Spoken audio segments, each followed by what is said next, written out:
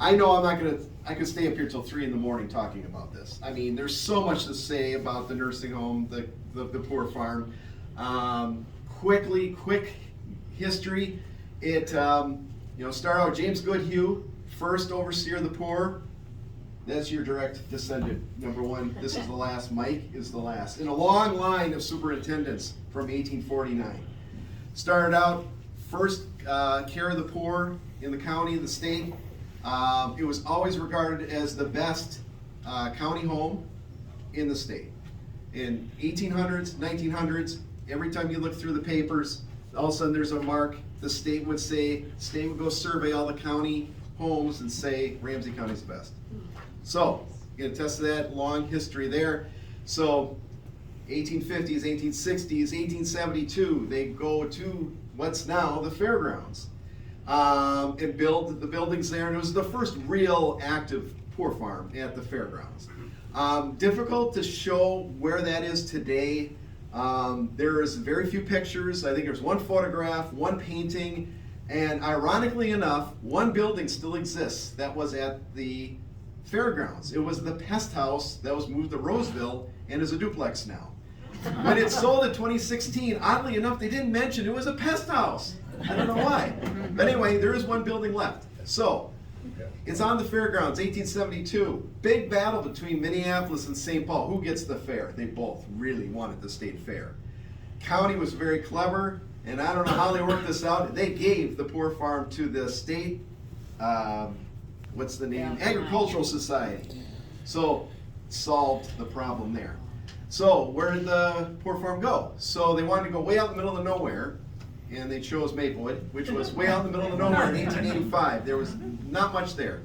They got the best land in the city.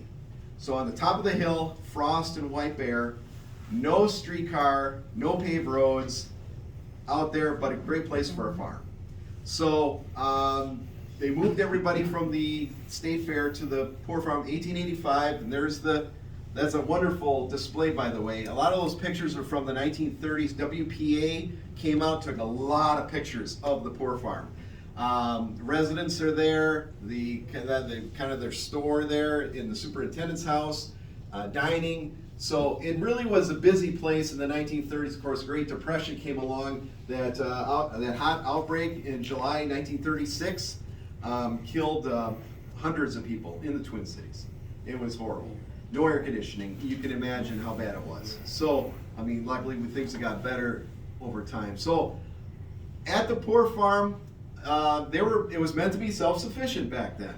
They were supposed to grow their own vegetables. They had cows. Barn was built in 1918. $56,000 for that barn, which was a lot back then. But it's a beautiful barn. And actually, if you look at it today, it looks almost exactly like it did in 1918. There's pictures, you'll find pictures of it, and you would think it's taken today. No, they're 100 years old. So the barn was built to last. And that's the only thing on the National Register is the barn and the milk house. In 1976, here's the form to fill out. The water tower is not on the register. The boiler plant is not on the register. The garage is not on the register. So, some food for thought for what could happen. So, anyway, but at least the farm is. So has to be self-sufficient. They had 75 cows, and not only did it provide milk for the home, but also Anchor Hospital, and also Lake Owasso, or my mother-in-law would say Lake Owassa, crazy, but Lake Owasso Children's Home supplied the food. So the residents got a chance to grow one thing they could on their little plot. And I don't know if you've heard me talk about this before. They get to choose anything they want. What was the crop they chose? What do you think? Anybody know? Tobacco. Oh. Yes, much to the chagrin of the overseer and his wife. The matron, the overseer and the matron, they ran the show. I mean, they really ran the home. They lived in that house there that's on that picture. And interesting enough, who made the most money? The superintendent. Say and at one point in time, about $50 a month. The matron made like $16.67.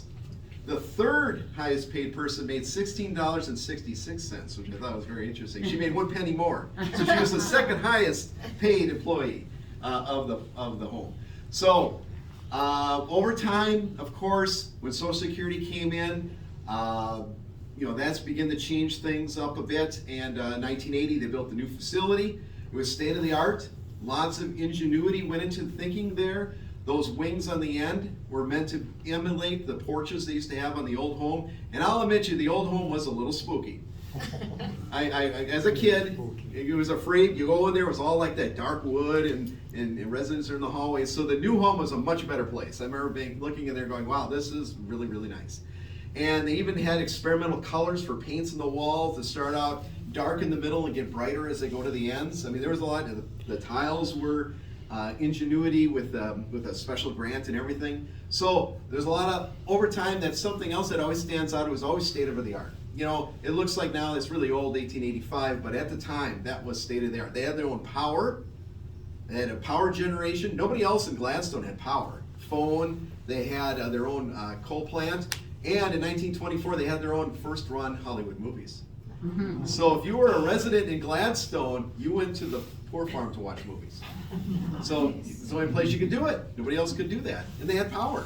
Not a lot of people had power. So it was always state of the art, and that's just a few tidbits about it. I mean, I could talk about it. The cemetery, I should say a little bit about that. So the cemetery started in 1894 as a cost-saving measure.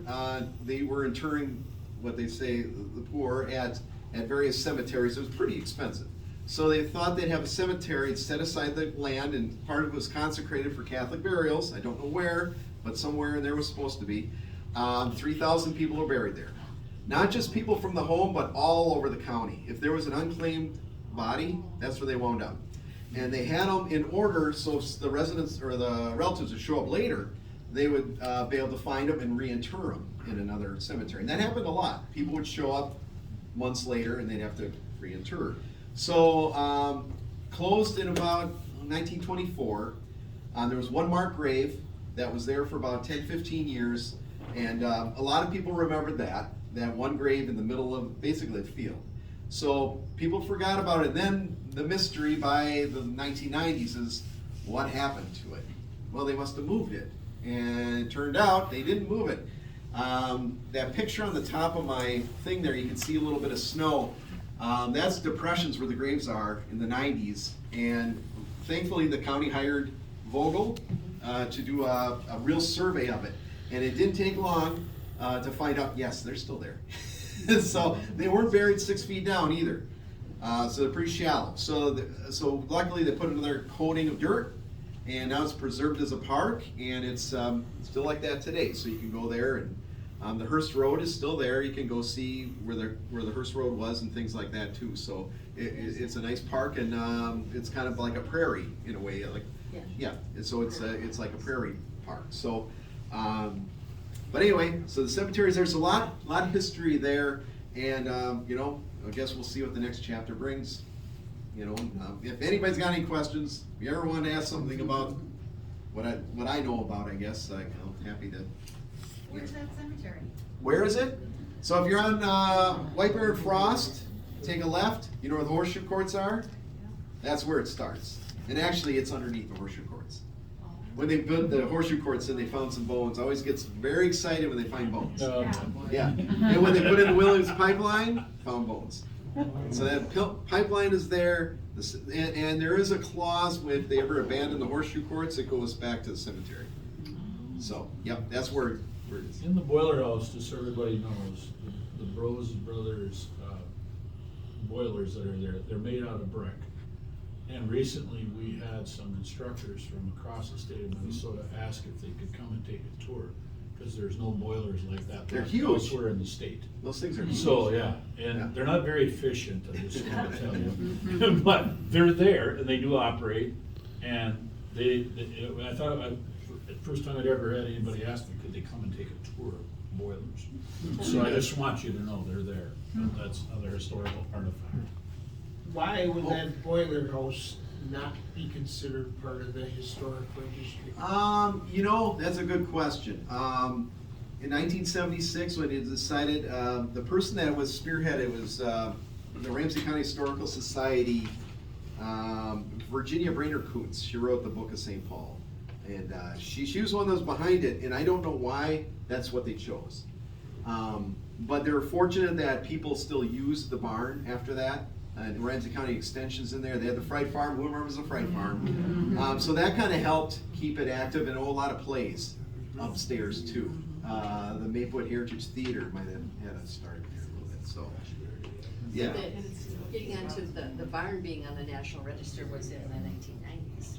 Oh, 76 is when it got on there. When it actually approved in the registry. But maybe they did something in the 90s too to maybe locally designated or I something. was just curious because of that boiler house is what maintained that barn and everything.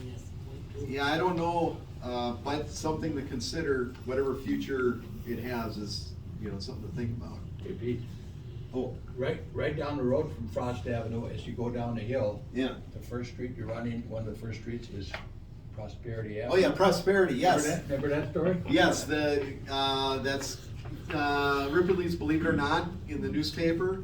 The Poor Farm appeared in there because to get to the Poor Farm, you come to the end of Prosperity. I just wanted to know what your name is. I didn't get it. Oh, on Pete internet. Boulay. Pardon? Pete Boulay. Okay. Yeah. And you work for the newspaper?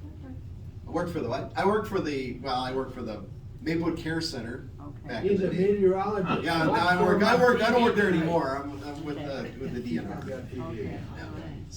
So I'm a state guy. I guess. State, county, local, well, we got everybody represented here. There's other things that people probably ain't aware too when it comes to that care center, the poor farm, and everything of all the underground tunnels. Oh, the tunnels, yes. Ah. Yes, the cow tunnels. Now, there's a lot of Those mystery with actually there. go down to Wakefield Lake. Yeah, well, I don't know if they ever, what could be, there was a tunnel from the superintendent's house on Frost to the boiler house. And that's part of the mystery I don't know about, is when they moved the house, and the house still exists on Harris Street at the bottom of the hill. I don't know what they do with the tunnels. So, that's something to figure out someday. I don't I know. know about tunnels. There is tunnels, Well, yes. there was a tunnel from the old building to the new building. Yes, there is, there Yeah. was, yes. Yep, That's how there's- we moved residents. Yeah, who gave me a tour? There's still a Who gave tunnel me a that tour, goes though? from Did you give me a tour? from all the way from It there might to have the been. under the Somebody gave me a barn tour. also. Yeah. And I was told there also was tunnels that went under White Avenue out Oh. towards Wakefield. There isn't tunnels from the Poor Farm, but there are storm tunnels that are pretty big that go from Wakefield to underneath Larpenter and White Bear. And of course, as a kid, what do you think I did? Yeah. I was in there. Yes. Oh, any more questions? Yeah, I have one. Oh, you got a question? Yeah. You just mentioned the superintendent's house. Yes. That house that used to be right there when you came up to it, Yeah. that was the superintendent's house? That was, yes. And where was that moved to? Moved in the dark of night. This is another story, I don't know the full, they had to move it at night, and they moved it on the Gateway Trail. Down the Gateway Trail, there wasn't a bridge back then, it was at grade, because that was a railroad. And they moved it down there, because it was the trail, and then that's how they got it behind Harris Street. If you look, Where's that? I don't know. Kennard and Frost. Oh, okay, And yeah. you okay. keep going down Kennard north, and you'll see it right there as you drive straight north, That so. was between B Yeah. and County Road B. Yeah, and- yeah, it looks just like that I'm picture. sure I recognize Yeah, it. yeah, I saw this. When Yep. was that moved? about 1980-ish. Okay. But, a lot of things happened in about 1980. When they built the new place, things were changing. They had to put the road through, so they did have to move it to put the road, because that's right at the top of Frost, where that house was. You come up to Frost, your headlights are shining into the superintendent's house. So, there was a lot. Anything else? I think we ought to do this again next month. Yeah, that's right.